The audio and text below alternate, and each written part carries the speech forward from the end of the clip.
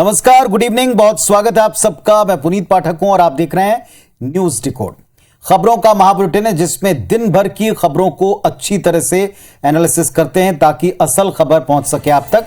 शुरुआत करते हैं आज के न्यूज डिकोड। चलिए पहली खबर आपको बता दें, और यह खबर हम आपको एक तस्वीर की वजह से दिखा रहे हैं। खबर दरअसल सुदूर ब्रिटेन से। यहां किंग चार्ल्स पर एक शख्स ने अंडे फेंक दिए। आरोपी ने चार्ल्स का विरोध क्यों किया, यह आप इस रिपोर्ट को देख के समझेंगे।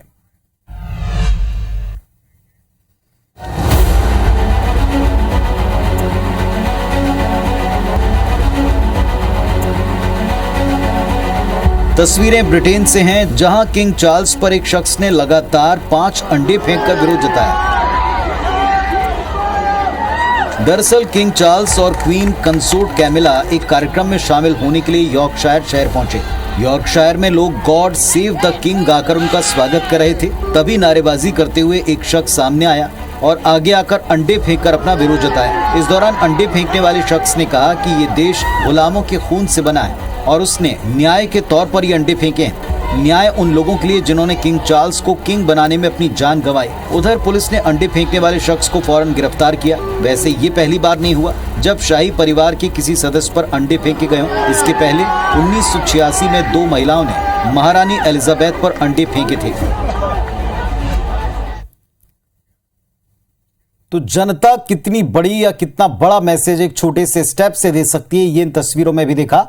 प्रिंस चार्ल्स पर अंडा फेंकने की खबर जमकर वायरल हुई।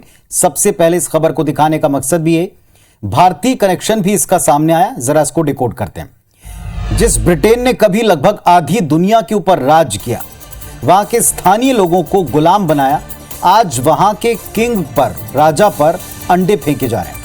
जिस युवक ने उन पर अंडे फेंके उसका भी यही दर्द था कि ब्रिटेन ने जिन देशों को अपना गुलाम बनाया, जहां के लोगों को वो दास बनाकर अपने यहां लेकर आए, उन्हें कड़ी यातनाएं दी, उनके लिए आजादी के बाद भी ना तो किसी तरह का कोई कंसेशन दिया गया, ना ही कोई कॉन्सेप्शन आया, ना ब्रिटेन में ऐसी कृत्यों के लिए कोई माफी मांगी गई। भारत में भी ब्रिटिश हुकूमत ने यहां के लोगों पर जमकर जुल्म किए, 200 साल तक राज किया, भारतीयों को भारत में गुलाम बनाकर रखा। और ऐसे में जिन लोगों के पूर्वजों को वो दास बनाकर वहां ले गए थे, उन लोगों में आज भी राजा और राजशाही के खिलाफ बेहद गुस्सा है, जबकि व्यवस्था बदल चुकी। राजशाही के खात्मे और लोकतंत्र की बहाली के बाद ऐतिहासिक घटनाओं का लोकतांत्रिक विरोध हो सकता है, ये तस्वीर उसकी गवाह। इस बात पर भी बात होनी चाहिए। अंडे फेंककर विरोध जताना क्या केवल एक राजा का विरोध था? लगा नहीं, बल्कि पूरी राजशाही, पूरे राजतंत्र और उससे जुड़ी एक सोच के ऊपर भी इसमें प्रहार हुआ। अब हम आपको लिए चलते हैं गुजरात विधानसभा चुनाव को लेकर आई आज की बड़ी खबरों पर। बीजेपी ने अपने उम्मीदवारों की पहली लिस्ट जारी कर दी। भाजपा ने किन नए लोगों को टिकट दिया है और क्या खास इस लिस्ट में नजर आया है, इस पर खबर देखें।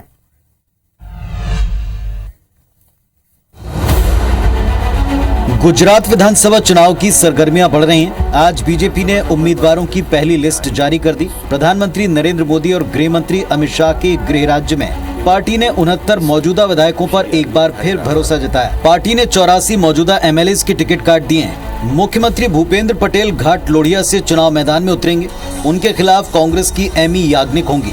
पार्टी ने मौजूदा सरकार में शामिल 5 मंत्रियों के टिकट भी काटे हैं, जिनमें राजेंद्र त्रिवेदी और प्रदीप परमार जैसे दिग्गज बताए जाते हैं। पार्टी के वरिष्ठ नेता भूपेंद्र यादव ने प्रेस कॉन्फ्रेंस कर बताया कि भाजपा ने कुल 182 में से 160 सीटों पर उम्मीदवार घोषित कर दिए हैं, जिनमें बड़ी संख्या नए चेहरों की है। इनमें से 84 प्रत्याशी पहले फेज में चुनाव मैदान में उतरेंगे। वहीं मोरबी में भाजपा ने मौजूदा विधायक ब्रिजेश का टिकट काटकर उनकी जगह पूर्व विधायक कांतिलाल अमृतिया को टिकट दिया है। कांतिलाल मोरबी पुल हादसे के वक्त लोगों की जान बचाने के लिए मच्छू नदी में कूद गए थे। साथ ही क्रिकेटर रविंद्र जडेजा की पत्नी रेवाबा को जामनगर उत्तर से पार्टी ने टिकट दिया है। बता दें, चुनाव बैठक से ठीक पहले गुजरात के पूर्व सीएम और डिप्टी सीएम और 5 वरिष्ठ मंत्रियों ने इस बार विधानसभा चुनाव न लड़ने का ऐलान कर दिया था। तो गुजरात में भारतीय जनता पार्टी की लिस्ट से दिखा 27 साल से वहां वो राज कर रहे हैं, लेकिन इतने साल की एंटी इनकम्बेंसी के बावजूद बीजेपी इस बार पिछले चुनाव से ज्यादा कॉन्फिडेंट नजर आ रही। क्यों ऐसा हो रहा, जरा इस बात को भी हम डिकोड करते हैं। गुजरात विधानसभा चुनाव में बीजेपी ने बड़े पैमाने पर अपने विधायकों के टिकट काटे हैं। आधा दर्जन मंत्रियों ने खुद चुनाव नहीं लड़ने का ऐलान कर दिया। जाहिर तौर पर पार्टी से ही संकेत मिला। ऐसे दौर में जब छोटे कद के नेता भी टिकट छोड़ते नहीं हैं और अगर टिकट ना मिले तो बागी हो जाते हैं, तब बीजेपी इस तरह से मंत्रियों का टिकट काट रही है और बागी उनका ना होना दिखाता है कि गुजरात बीजेपी पर पीएम मोदी और शाह की कितनी मजबूत पकड़ आज भी है। पीएम मोदी और अमित शाह और तमाम केंद्रीय चुनाव समिति की बैठकें बुधवार देर रात तक चली हैं और उसके बाद ये लिस्ट बनी है। वहीं दूसरी तरफ कांग्रेस के विधायकों का लगातार पार्टी छोड़कर बीजेपी को ज्वाइन करना यह दर्शाता है कि पिछले विधानसभा चुनाव में जिस दमखम के साथ कांग्रेस पार्टी टक्कर देती नजर आई थी, एक तरफा मुकाबला नहीं होने दे रही थी, उतना असर अब की बार रह पाएगा, इसमें थोड़ा संशय मौजूदा परिस्थितियां और तस्वीरें दिखाती हैं। चलिए फिलहाल नतीजों का इंतजार, मुकाबले की तस्वीर साफ होने का इंतजार। एक और प्रदेश जिसके चुनाव अब बिल्कुल होने के लिए एक कदम आगे बढ़ चुके हैं, हिमाचल प्रदेश। प्रचार थम चुका है, अब डोर टू डोर प्रचार का दौर है। चुनाव प्रचार थमने से पहले छत्तीसगढ़ के मुख्यमंत्री भूपेश बघेल ने वहां पूरी तरह से कमान संभाले रखी, वापस लौटकर कई मुद्दों पर अपनी बात रखी।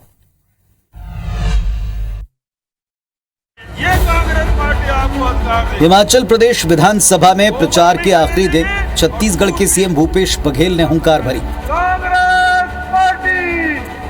सिरमौर में परिवर्तन प्रतिज्ञा रैली को संबोधित करते हुए कहा कि बीजेपी ने महंगाई, बेरोजगारी और कुव्यवस्था को दिया, अब उनको ब्याज समेत लौटाने का वक्त आ गया है। गोबर भी खरीदेंगे और दूध भी। तो इस प्रकार से आय बढ़ाने का काम कांग्रेस की सरकार करेगी। आपसे केवल इतना गुजारिश, आप बड़ी संख्या में आए हैं, परिवर्तन का मन बना लिए हैं। साथ ही उन्होंने वायदा किया कि कांग्रेस की सरकार बनते ही 1 लाख सरकारी नौकरी और पुरानी पेंशन योजना की बहाली होगी। हमारी सरकार बनेगी, पहले ही कैबिनेट में ओपीएस लाया जाएगा, 1 लाख लोगों को नौकरी दी जाएगी। चुनाव प्रचार के अंतिम दिन सभी दलों के प्रत्याशियों ने चुनाव प्रचार में खूब पसीना बहाया। अब देखना है कि हिमाचल की जनता किसके पक्ष में फैसला सुनाती है। तो हिमाचल में जनता का फैसला क्या होगा, यह 8 दिसंबर के नतीजे साफ करेंगे। लेकिन वहां मुख्यमंत्री और कांग्रेस के पूरे प्रचार का फोकस छत्तीसगढ़, उसके मॉडल पर रहा है। क्यों ऐसा है, जरा इस बात को डिकोड करते हैं। पहली बात यह कि इस वक्त देश भर में कांग्रेस के सबसे मजबूत और सुरक्षित सरकार अगर कहीं चल रही है तो छत्तीसगढ़ है। बीते चुनाव में कांग्रेस का घोषणा पत्र और रणनीति पूरी तरह से कामयाब रही थी। 15 साल का सत्ता का सूखा खत्म करने के बाद भूपेश बघेल ने सबसे पहले किसान, धान और ग्रामीण अर्थव्यवस्था से न्याय पर फोकस किया। यहां कांग्रेस ने सरकार बनाते ही मूल मुद्दों पर ध्यान लगाया, क्षेत्रीय अस्मिता से जुड़े चिन्हों को उभारना शुरू किया। नतीजा ये कि सारे देश में मजबूत दिखने वाली भारतीय जनता पार्टी की प्रदेश इकाई अब तक यहां भूपेश बघेल के सामने मजबूत विकल्प तलाशती ही नजर आ रही। इसीलिए देश भर में कांग्रेस पार्टी मुख्यमंत्री भूपेश बघेल के चेहरे को विश्वसनीयता की गारंटी के तौर पर पेश कर रही। चलिए, वैसे ऐसा नहीं कि यह पहली बार हुआ हो। यूपी के चुनाव में कांग्रेस ने इसी फॉर्मूले पर तकरीबन काम किया था, इन्हीं चेहरों को जिम्मेदारी दी थी, उतना कामयाब नहीं रहा था। लेकिन अब की बार क्या पिछले बार से अलग रिजल्ट आता है, देखना होगा। वैसे हिमाचल प्रदेश में चुनाव प्रचार थमने के बाद मुख्यमंत्री भूपेश बघेल अपनी जिम्मेदारी निभाकर वापस छत्तीसगढ़ आ चुके हैं और आते ही हिमाचल में कांग्रेस सरकार बनने का दावा किया, बीजेपी सरकार पर निशाना साधा, कई मसलों पर बात रखी। देखिए,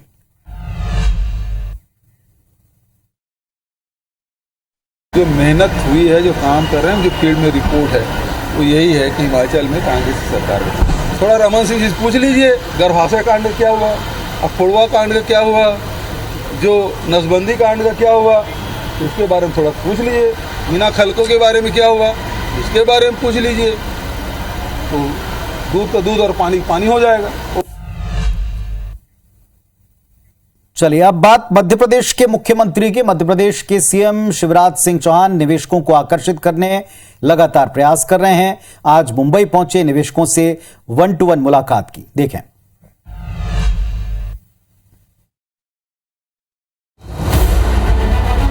सीएम शिवराज का मुंबई दौरा उम्मीदों से भरा है कि मध्य प्रदेश में निवेश आएगा। सीएम ने निवेशकों से प्रदेश में संभावनाओं पर बातचीत की। सीएम शिवराज की रिलायंस जियो टीम के साथ चर्चा के दौरान ये तय हो गया कि रिलायंस जियो 5G टेलीकॉम सेवाओं की शुरुआत इसी महीने मध्य प्रदेश के उज्जैन स्थित श्री महाकाल लोक से करेगा। इसके बाद 5G सेवाएं इंदौर, भोपाल समेत मध्य प्रदेश के बाकी शहरों में शुरू होंगी। श्री महाकाल लोक समेत खजुराहो, भेड़ाघाट जैसे पर्यटन स्थलों पर 5G सर्विस का फ्री वाईफाई जोन स्थापित किया जाएगा। निवेशकों के साथ चर्चा में सीएम शिवराज के साथ प्रदेश के उद्योग मंत्री राज्यवर्धन सिंह दत्तीगांव भी मौजूद रहे। आज मुंबई में यहाँ के उद्योग जगत को इन्वेस्टर समिट के लिए निमंत्रित करने आया हूँ। मध्य प्रदेश में निवेश तेजी से आ रहा है। इस समय मध्य प्रदेश की ग्रोथ रेट इस साल 19.76% है। सीएम शिवराज ने निवेशकों के लिए मध्य प्रदेश सरकार की ओर से बनाई गई नीतियों और सुविधाओं के बारे में विस्तार से बताया। इस दौरान महिंद्रा एंड महिंद्रा, हिंदुस्तान यूनिलीवर और रिलायंस इंडस्ट्रीज के प्रतिनिधियों से उनकी मुलाकात हुई। तो मध्य प्रदेश के मुख्यमंत्री शिवराज सिंह चौहान बेहद परिश्रमी हैं और प्रदेश में निवेश के लिए मुंबई पहुंचे। बड़े उद्योगपतियों से 1-to-1 मुलाकात कर उनको जनवरी का न्योता दिया कि वो इंदौर पहुंचे। क्या मायने है इस पूरी कवायद की, क्या जरूरत है इस कवायद की, जरा इसको डिकोड करते हैं। वैसे तो निवेश पूरे देश के लिए बड़ा आवश्यक है, हर राज्य के लिए आवश्यक है, लेकिन फिलहाल 2020 में सिंधिया की मदद से बनी प्रदेश बीजेपी सरकार के सामने जो सबसे बड़ी चुनौतियां हैं उसमें बेरोजगारी और प्रदेश में निवेश एक अहम मसला है। अगले साल चुनाव से पहले भाजपा सरकार प्रदेश की इन्हीं दोनों समस्याओं के लिए समाधान की कामयाब कोशिश करते दिखना चाहती है। इसके लिए 2023 में प्रदेश में इन्वेस्टर समिट होगी, एनआरआई सम्मेलन होगा, जिसके पहले शिवराज सिंह चौहान जहां जहां संभव है वहां पहुंचकर प्रदेश में निवेश की संभावनाओं पर माहौल बना रहे हैं, नीतियां वहां जाकर अभी से बता रहे हैं। पिछले कुछ महीनों और अगले कुछ महीनों तक प्रदेश में जॉब्स को लेकर बड़े भर्ती अभियान भी चलाए जाने की तैयारी है, जो सरकार के फोकस और प्रयासों को जनता के बीच में स्टैब्लिश करेंगे, स्थापित करेंगे। चलिए अब इनका लाभ प्रदेश में निवेश के तौर पर और साथ ही साथ प्रदेश की जनता और युवाओं को रोजगार के तौर पर मिलेगा, ऐसी उम्मीद प्रदेश की जनता भी लगाती है। और अब ऐसी खबरें जो बयानों से या ऐसी चीजों से जुड़ी जिन पर विवाद ज्यादा हुए। छत्तीसगढ़ से खबर, कांग्रेस पार्टी की राज्यसभा सांसद बस्तर दौरे के लिए रायपुर आई और रवाना होने से पहले उन्होंने एक ऐसा बयान दे दिया जिस पर बखेड़ा खड़ा हो गया। देखें।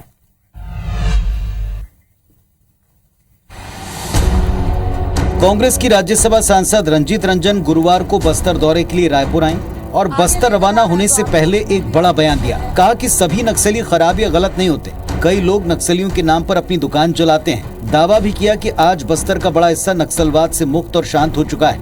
सारे नक्सलवाद जो है गलत नहीं होते, खराब नहीं होते और बहुत लोगों को मिसयूज किया जाता है और बहुत लोग उनके नाम से अपनी दुकानें चला रहे होते हैं।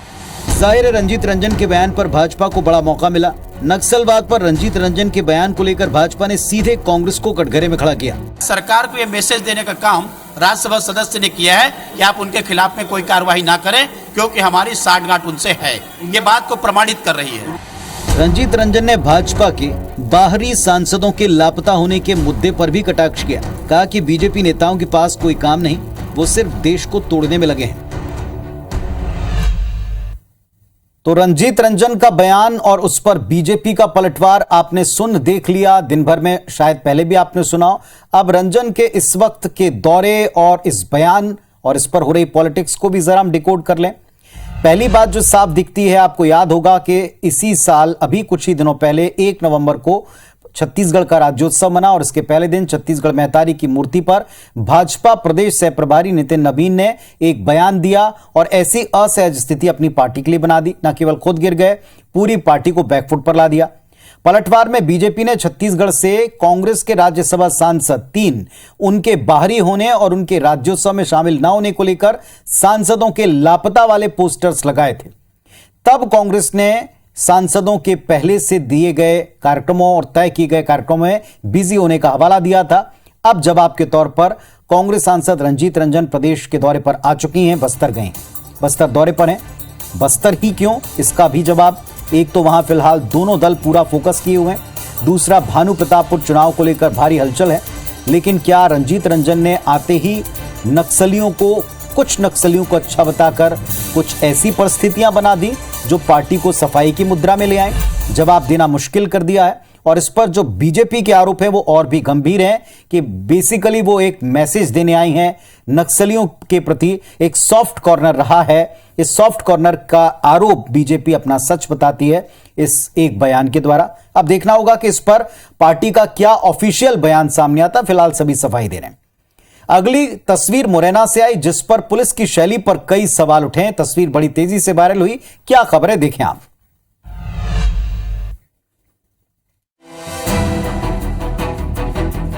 एक कहावत है, सैया भय कोतवाल तो डर काहे का, पर यह कहावत मुरैना में जरा सी बदल गई। यहाँ कहावत ये दिखी, बीवी भई कोतवाल तो डर काहे का।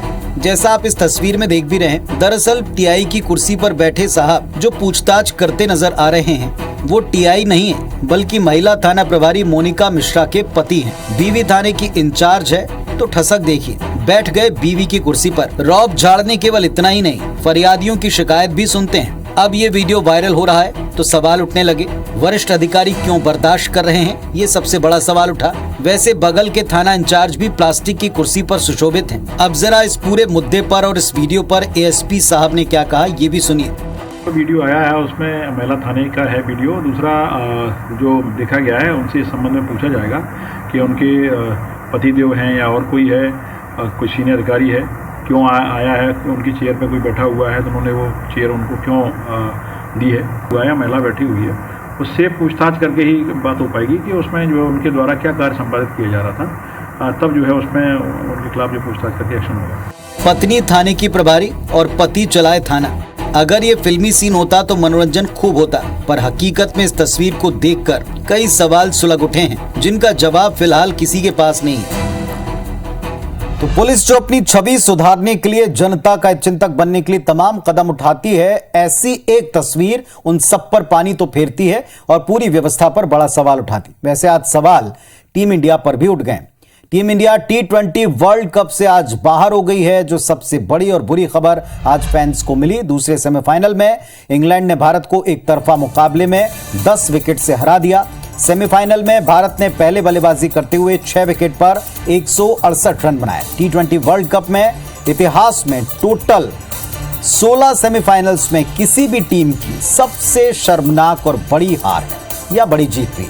खिताबी मुकाबले में इंग्लैंड का सामना पाकिस्तान से होगा। फाइनल मुकाबला 13 नवंबर को मेलबर्न में खेला जाएगा।